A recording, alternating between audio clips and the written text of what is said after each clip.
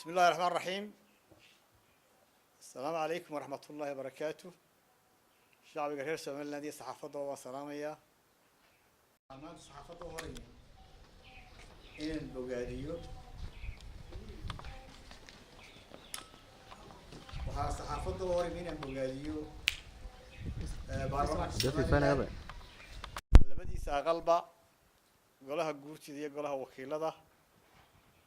oo maanta qaatay tallaabo taariikhi ah tallaabadaas oo ah inay diideen inay ansixiyaan maanta xukunkii military ama xukunkii degdeg ahaa ee lagu soo rogayay gobolka Sanaag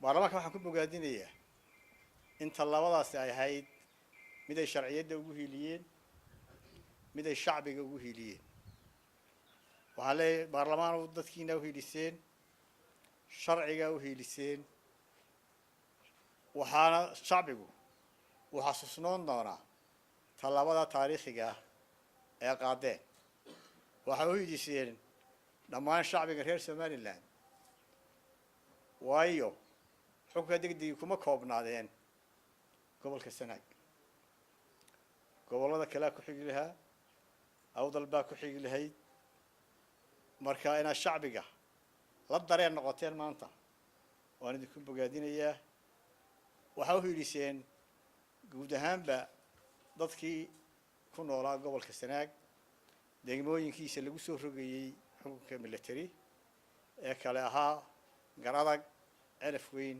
iyo Argabo waan xukuumadda uga digaynaa inay isku daydo xukun military oo aan golayaashu xalaalaynin oo aan sharci ahayn inay shacbiga ku fuliso waxaan kaloo dhammaan shacbiga reer Soomaaliland gobol kasta ay joogaanba ugu baaqaynaa inay ilaashadaan xasiloonidooda iyo nabadgelyadooda waan ugu baaqaynaa gobol kasta oo ka mid ah Jamhuuriyadda Soomaaliland ciidamada Jamhuuriyadda Soomaaliland waxaan ugu baaqaynaa inay sharciga u hoggaansamaan inay shacbigooda u turaan iyo inay ka fogaadaan tallaabo kasta oo xasilooni darro iyo amni darro ka dhalin karta dalka aad iyo aad u mahadsantihiin